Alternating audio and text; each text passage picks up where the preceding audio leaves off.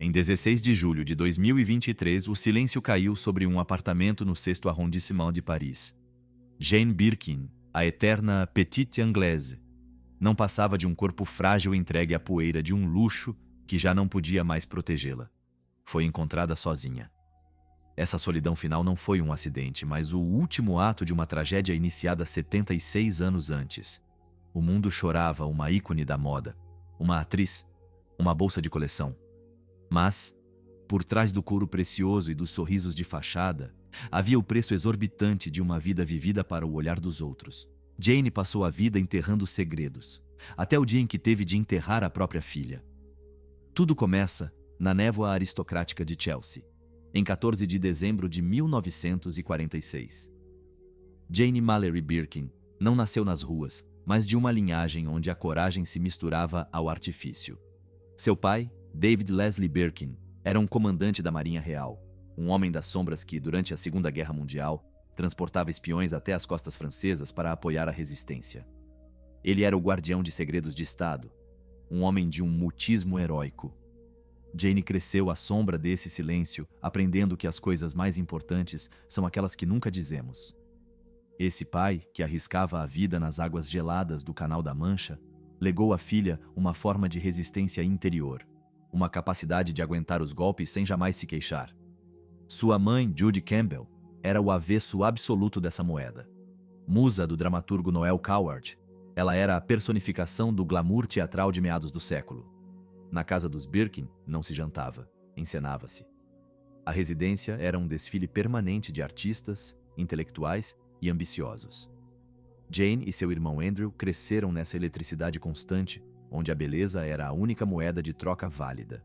Para Judy, a vida era uma performance e Jane logo compreendeu que para existir naquele salão precisava ser digna de um público. Ela descrevia essa infância como divina, quase mágica. Mas a magia sempre tem um preço, e o de Jane era uma insegurança crônica que devoraria sua existência. Pois, sob o verniz dourado de Chelsea, o monstro da aparência já roía a menina. Enviada para um internato na ilha de Wight, a herdeira da burguesia londrina torna-se o alvo de escárnio. É assediada. Zombam de sua magreza, de seu corpo andrógeno julgado disforme, pouco feminino, quase um erro da natureza. Esses insultos gravaram em sua mente a ideia de que ela não estava à altura, de que seu próprio corpo era um fracasso. Ela se via como um caule frágil, incapaz de suportar o peso dos olhares masculinos. Foi nessa época, aos 16 anos, que Jane tomou uma decisão que permaneceria seu segredo mais bem guardado por décadas. Para acalmar a angústia, para calar o barulho de suas dúvidas noturnas, ela começa a tomar soníferos. Uma pílula pequena para escapar de um corpo que detesta. Não seria algo passageiro. Era o início de uma dependência química que duraria 60 anos. Uma muleta invisível que nem a celebridade mais radiante conseguiria substituir. Quando pediu conselhos ao seu primo, o célebre diretor Carol Reed, sobre tornar-se atriz, a resposta foi um golpe de adaga elegante. Tudo depende de a câmera amar você. E eu não posso prometer que ela a amará. Imagine essa jovem já despedaçada pelas zombarias do internato, ouvindo que seu futuro dependia do amor de uma lente de vidro. Ela assumiu o risco apesar de tudo, movida por uma sede de reconhecimento que beirava a sobrevivência. Em 1965, aos 18 anos, Jane consegue um papel na comédia musical Passion Flower Hotel. Ela pensa estar entrando na luz. Na realidade, entra em uma armadilha. Está disposta a tudo para que a câmera ou qualquer outra pessoa finalmente lhe diga que ela é bonita. Mas nos bastidores desse teatro londrino, um predador de gênio já a observa. Um homem que lhe daria seu primeiro casamento, seu primeiro filho e seu primeiro verdadeiro inferno. Jane Birkin ainda não sabia, mas acabava de assinar um pacto com o diabo da cultura pop. E o primeiro ato de sua vida acabava de se encerrar com um grito abafado pelos aplausos.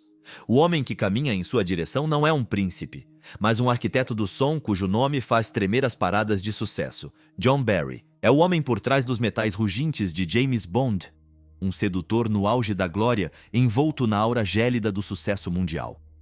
Jane tem apenas 18 anos. Ela é uma presa fácil para esse predador 13 anos mais velho, cujo charme reside tanto em seu gênio quanto em seu poder. Seu pai, o velho leão da marinha, fareja o perigo. Ele se opõe a essa união, pressentindo que sua filha não passa de mais um troféu na coleção de um homem que só sabe amar as melodias. Mas Jane, em um ímpeto de rebeldia que já se assemelha a um sacrifício, ignora o aviso. O casamento é celebrado sob o céu cinzento de Londres, uma paródia de conto de fadas que rapidamente viraria um pesadelo. Em 1967, o nascimento da filha deles, Kate, deveria ter selado a união. Em vez disso, apenas acentuou o vazio. John Barry não é um pai, é uma sombra que assombra os estúdios e as camas de outras mulheres. A traição não foi uma simples escapada, mas uma demolição metódica. Jane descobre o insuportável. Barry a atrai com uma de suas próprias amigas. O veneno da infidelidade é ainda mais mortal quando vem de dentro do círculo íntimo. Aos 21 anos, Jane Birkin já é uma mulher despedaçada. O divórcio é pronunciado com a brutalidade de uma sentença. Barry parte para os Estados Unidos, deixando para trás uma jovem mãe sozinha em uma Londres que já não tem nada de alegre, com um bebê nos braços e o coração em farrapos. Ela não passa então de uma silhueta em Blow Up de Antonioni. Uma aparição quase nua, um fragmento de película icônico, mas anônimo, em um mundo que a olha sem de fato enxergá-la. Ela flutua à beira da glória, uma figurante magnífica em sua própria tragédia. É então que o chamado da França se faz ouvir como um eco do passado de seu pai e dos espiões que ele guiava na noite. O país da resistência torna-se sua terra de asilo. Ela não fala uma palavra de francês, não tem referências, mas carrega o desespero entranhado no corpo. Quando chega a Paris para o teste de slogan, ela está à beira do abismo, diante do diretor Pierre Grimblat. Ela não interpreta a tristeza, ela a exala. Suas lágrimas durante os ensaios não são artifícios de atriz, mas o transbordamento de uma vida que desmorona. Ela consegue o papel, ainda não sabe, mas acaba de pisar em um território minado onde a espera o homem que terminará de esculpi-la. Seu parceiro de tela chama-se Serge Gainsbourg.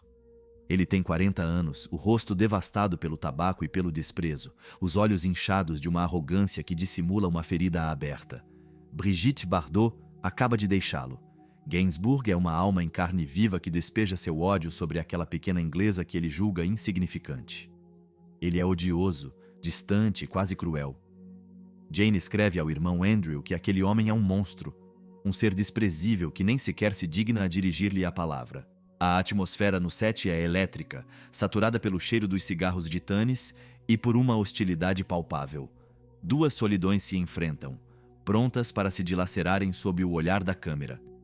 Antes de compreendermos como esse desdém mútuo se transformaria na paixão mais escandalosa e lucrativa da história da música francesa, junte-se ao nosso círculo para não perder nada do que vem a seguir. A armadilha está armada.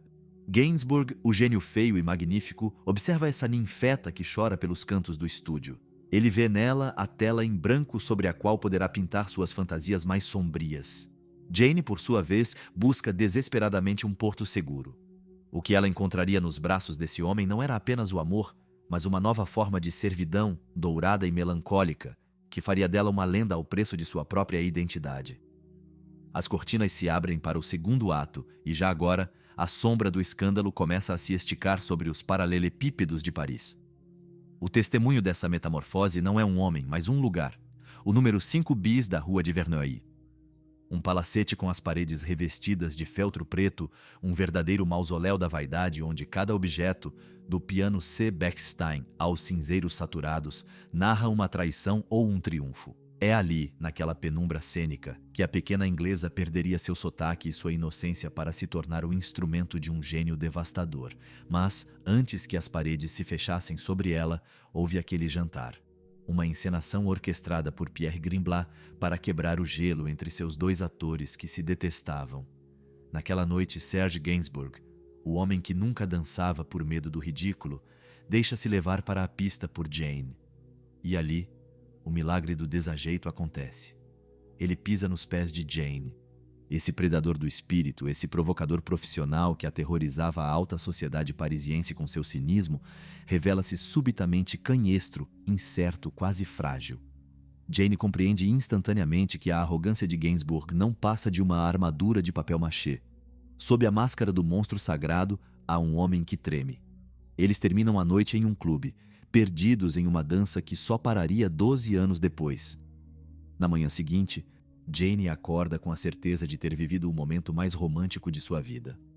Ela nunca mais voltaria para Londres. Paris a capturou, não por sua luz, mas pela sombra irresistível desse homem que a escolheu como musa, como amante e talvez como vítima expiatória. O sucesso chega como um estouro de luxúria.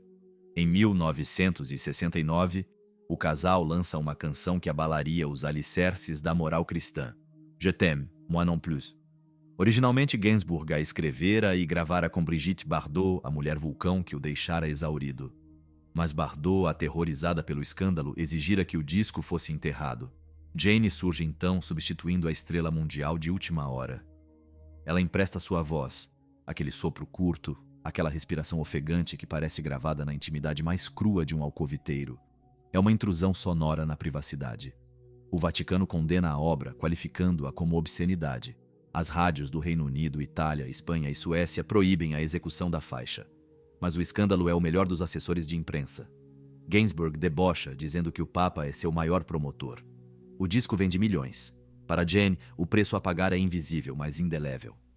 Aos olhos do mundo, ela se torna a ninfeta ofegante, a criatura submissa ao desejo de um pigmalião torturado. Ela não é mais Jane Birkin. Ela é a voz de Jane Birkin, um instrumento nas mãos de Serge.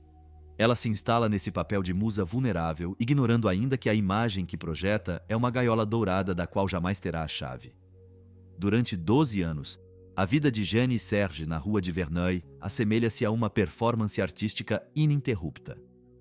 É uma existência de notívagos, um balé de fumaça e álcool. Saem todas as noites, bebem além da conta, dançam até o amanhecer nos clubes mais exclusivos da capital, para retornar ao raiar do dia. Mal se limpam do cheiro da noite para acordar as filhas. Kate, a criança do primeiro casamento de Jane, e Charlotte, nascida em 1971, fruto da paixão tempestuosa do casal. As crianças partem para a escola enquanto os pais desabam em um sono saturado de remorso e gênio. Era uma boemia autêntica, caótica e exaustiva. Gainsbourg transforma o lar em um museu obsessivo onde nada tem o direito de sair do lugar. Jane vive no acúmulo dos objetos de Serge, na projeção de sua sombra, nas canções que ele escreve para ela como quem esculpe um monumento funerário à própria glória. Ela o ama, com um amor total, mas assiste, impotente, enquanto o álcool apaga pouco a pouco o homem que havia pisado em seus pés com tanta ternura. O gênio está se afogando na garrafa e leva consigo a juventude de Jane. A festa acabou, mas ninguém ousa ainda apagar as luzes, por medo de enxergar as ruínas que a luz do dia está prestes a revelar. Os anos 70 foram para Jane uma corrida desenfreada contra o próprio reflexo. Enquanto o mundo a fantasiava como uma boneca de celuloide, ela forjava uma armadura de película, filme após filme, impondo sua presença em um cinema francês que já não sabia se ela era uma atriz ou um acidente geográfico. Em 1976, ela conquista uma indicação ao César por Je t'aime moi non plus, dirigida pelo homem que já a possuía através da música. Depois vieram as superproduções internacionais. Morte sobre o Nilo em 1978 e Assassinato num Dia de Sol em 1982. Lá, ela contracenava com os monstros sagrados de Agatha Christie, encontrando finalmente um eco no mundo anglófono. Seu sotaque, aquele silvo delicioso que ela cultivava como uma flor rara, havia se tornado sua marca registrada. Para os franceses era o auge do chique. Para ela, era a cicatriz sonora de seu exílio voluntário, o sinal de que jamais pertenceria totalmente a uma terra, flutuando eternamente entre duas margens, tão estrangeira em Londres quanto indispensável em Paris. Ela não era mais apenas a musa de Serge. Era uma operária do espetáculo, construindo uma obra solitária sob uma sombra que se tornava, a cada dia, um pouco mais sufocante. Pois a sombra de Gainsbourg já não vinha de sua glória, mas de seus demônios líquidos. O álcool, que no início era apenas um acessório romântico de sua decadência orquestrada, transformara-se em um veneno sistemático. Seus escândalos públicos faziam a alegria dos jornais, como aquela noite lendária no Clube Castells. Furiosa ao ver Serge revirar sua cesta de vime para expor o conteúdo às gargalhadas dos convidados, Jane esmaga uma torta de creme no rosto dele. A cena é digna de um pastelão cruel. Ela o persegue pelo boulevard, os insultos voam, a tensão explode. Para apagar o incêndio de sua própria raiva, ela se joga no Sena, com sua blusa Yves Saint Laurent colada à pele pela água suja do rio. Ela emerge encharcada, hilária, e parte de braços dados com seu carrasco, gotejante e cúmplice. Era assim a vida deles, uma combustão permanente onde o riso servia de máscara para o terror. Mas, com o passar dos meses, o burlesco deu lugar à brutalidade pura. No estúdio, o gênio se transformava em tirano. Serge gritava, perdia as estribeiras, chegava a bater às vezes quando Jane não conseguia entregar a nota exata de seu sofrimento. O homem que pisara em seus pés com ternura em 1968 agora a esmagava sob o peso de uma imprevisibilidade perigosa. Ela sentia-se tornando uma marionete, um objeto cujo valor era medido apenas por sua capacidade de servir às obsessões de um homem que se afogava. Em 1980, a corda arrebenta. Jane tem 33 anos. 12 anos de sua vida foram sacrificados no altar dessa paixão devoradora, e ela finalmente compreende que a salvação não virá dele. Ela vai embora. Mas o que ela não faz, e é aqui que reside a chave de seu mistério, é deixar de amá-lo. Ela deixa o homem, mas mantém o vínculo.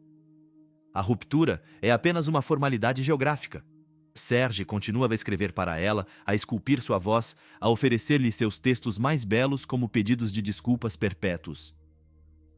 Quando, em setembro de 1982, Jane dá à luz sua terceira filha, Lou, fruto de seu amor com o diretor Jacques Doyon, Gainsbourg não reage com ódio.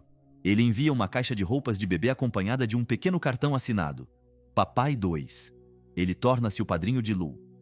Eles entram então em uma zona cinzenta para a qual nenhum dicionário tem palavra. Nem amantes, nem simples amigos, nem exatamente família, mas uma entidade indissociável que apenas a morte ousaria separar. As décadas seguintes assistem à eclosão de uma Jane Birkin total. Ela liberta-se dos papéis de ninfeta para abraçar a complexidade de diretores como Jacques Rivette ou Agnès Varda. Em 1988, Jane B. por Agnès V. estarrece a crítica por sua nudez emocional. Ela triunfa no Victoires de la Musique em 1992 e permite-se o luxo de retornar a Londres em 1995 para berrar a dor das troianas de Eurípides nos palcos do National Theatre. Ela não é mais a pequena inglesa. É uma tragediante que carrega em si o luto de suas próprias ilusões.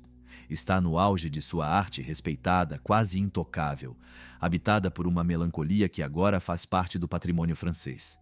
No entanto, foi em 1983 que um evento aparentemente banal selaria seu nome na eternidade de uma maneira que ela jamais imaginara. Tudo começa com uma viagem de avião, uma bolsa que se esvazia e um encontro fortuito com o presidente de uma grife de luxo.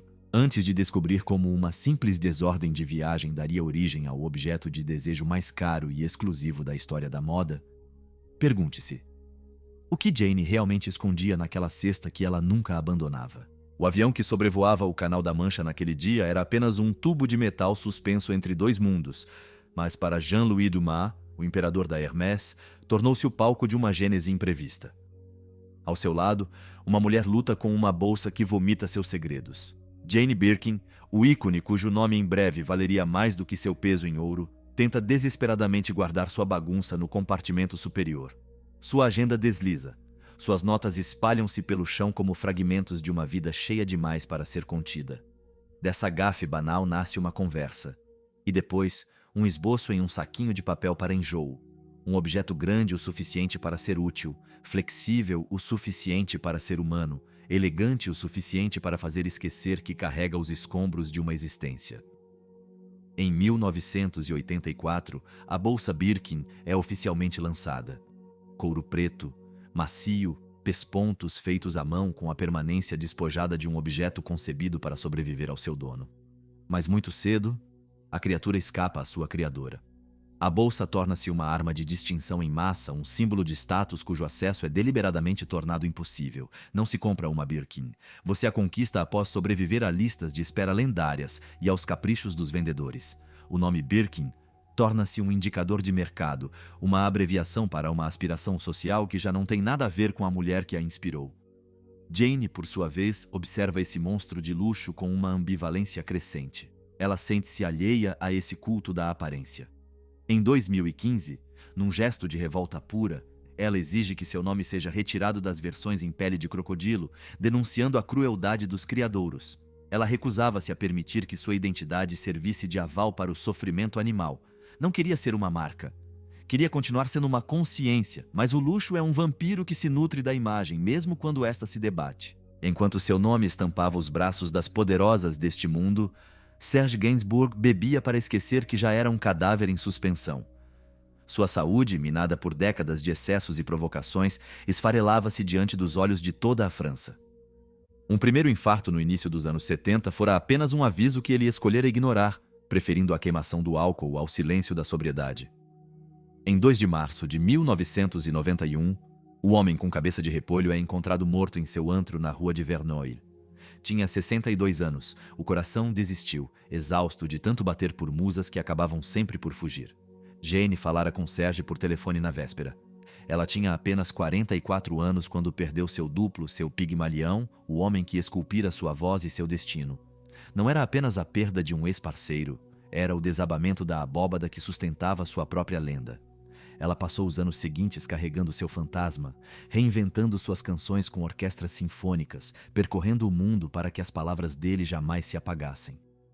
Para ela, cantar Serge não era um ato de nostalgia, era uma necessidade vital, uma forma de permanecer viva através dele, antes de descobrir a sombra que rastejava por trás dessa glória e o drama que quebraria Jane de maneira irreparável. Junte-se ao nosso círculo para não perder nada dos segredos desta dinastia maldita. Pois outra perda estava a caminho, uma tragédia para a qual nenhum roteiro a havia preparado. Kate. Kate Barry era a mais velha, a filha nascida de seus amores fracassados com John Barry. Aquela que Jane apertava contra o peito em 1968, na pista de pouso em Paris, quando não tinha nada além de sua incerteza.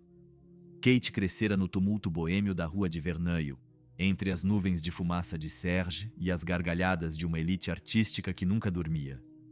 Foi uma infância gravada no caos e na beleza, o tipo de educação que molda seres de uma sensibilidade perigosa, perpetuamente deslocados. Ela tornara-se fotógrafa, uma artista das sombras que preferia observar o mundo através de uma lente a ser exposta por ele.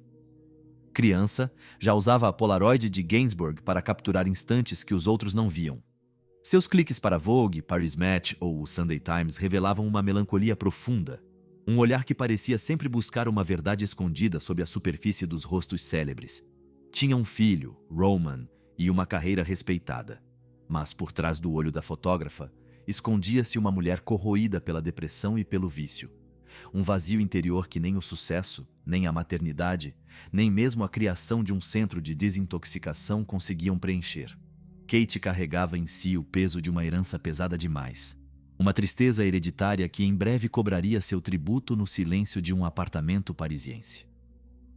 Em 11 de dezembro de 2013, a gravidade deixou de ser uma lei física para se tornar uma sentença de morte definitiva. Kate Barry, a filha do primeiro pecado de Jane, aquela que ela carregara nos braços no caos de 1968, choca-se contra o asfalto do 16º arrondissement de Paris. Uma queda do 4º andar. Um voo sem retorno. Dentro do apartamento, o silêncio é carregado de subentendidos. A porta está trancada por dentro e sobre os móveis dessa mulher de 46 anos encontram-se antidepressivos. Essas pequenas muletas químicas que não bastaram para segurar sua alma.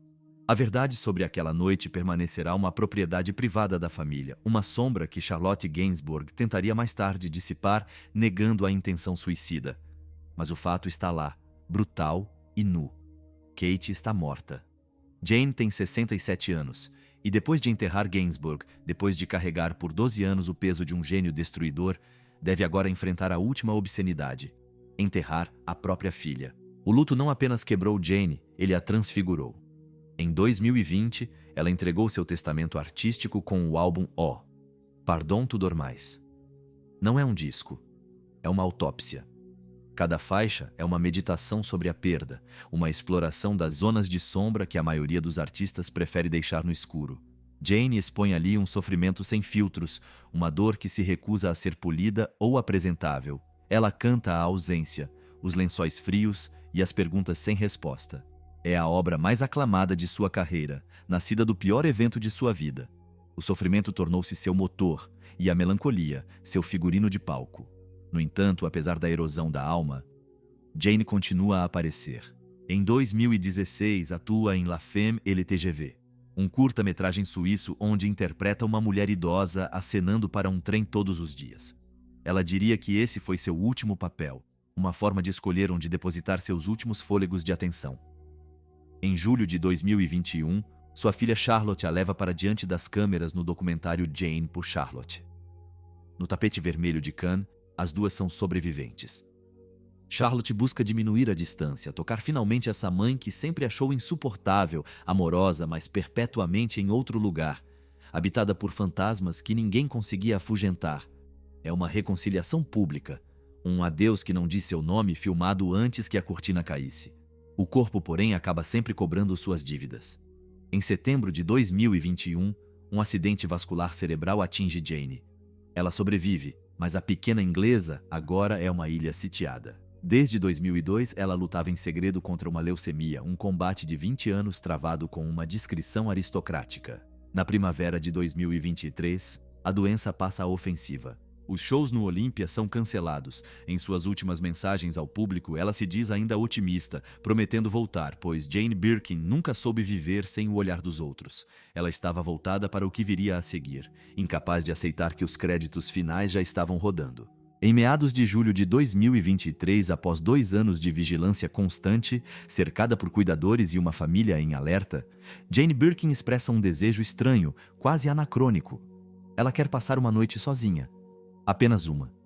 Em seu apartamento parisiense, onde as paredes conhecem todos os seus segredos.